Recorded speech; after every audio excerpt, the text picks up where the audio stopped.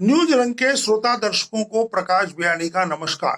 दोस्तों, चीन की पीपुल्स लिबरेशन आर्मी में 20 लाख से ज्यादा सैनिक हैं। यह दुनिया की सबसे बड़ी फौज है।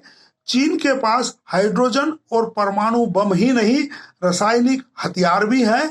पर घर और बाहर दोनों मोर्चे पर चीन आज इतने संकट में है कि वह चिड़ियाघर के टाइगर की तरह घुर्रा सकता है, हमला नहीं कर सकता।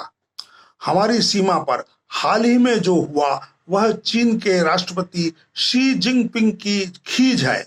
उन्हें पता है कि यदि हर हद पार की तो उनका भारत की फौज से ही नहीं, भारत के प्रधानमंत्री नरेंद्र मोदी के उन अंतरराष्ट्रीय मित्रों से भी सामना होगा जो उनसे कोरोना का बदला लेने का मौका ही खोज रहे हैं।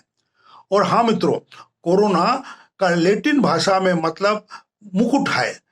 अपने इर्द गिर्द उभरे हुए कांटों के कारण यह वायरस मुकुट जैसा दिखता है, इसलिए कोविड-19 का नाम कोरोना भी हुआ, जो सही मायने में जिनपिंग के लिए कांटों का ताज बन गया है। तो आइए पहले बाहर की बात करें। कोरोना के कारण अमेरिका सहित दुनिया के 62 देशों ने चीन के खिलाफ मोर्चा खोल रखा है। यहां तक कि जिनपिंग को पुतिन ने भी नकार दिया है।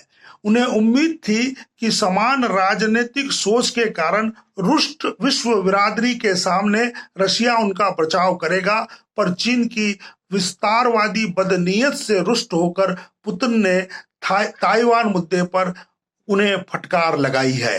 हांगकांग और मकाऊ पहले से ही चीन से मुक्ति मांग रहे हैं, तो संयुक्त राष्ट्र सुरक्षा परिषद की सदस्यता के लिए भारत को ऑस्ट्रेलिया का भी समर्थन मिला है। यही नहीं, हिंद महासागर से लेकर साउथ चाइना सी तक चीन के रवैये से डोनाल्ड ट्रंप रुष्ट हैं, जो अन्यथा भी कोरोना से अमेरिका में हुई मौत का हिसाब चीन से चूकता करने को बेताब है।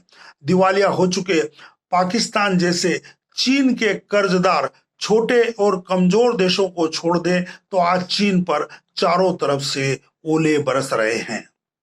चलिए अब चीन चलते हैं, जहां से खबरें लीक नहीं होती, पर इंटरनेशनल मीडिया की माने तो चीन का साम्यवादी दल 3 गुटों में बंट गया है।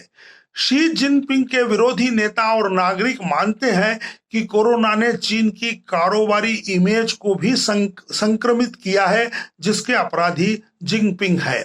बहुराष्ट्रीय कंपनियों के चीन से पलायन, निर्यात आय आधारित अर्थव्यवस्था ढहने और बेरोजगारी बढ़ने से चीन में जो असंतोष बढ़ रहा है वह कभी भी विस्फोट में बदल सकता है।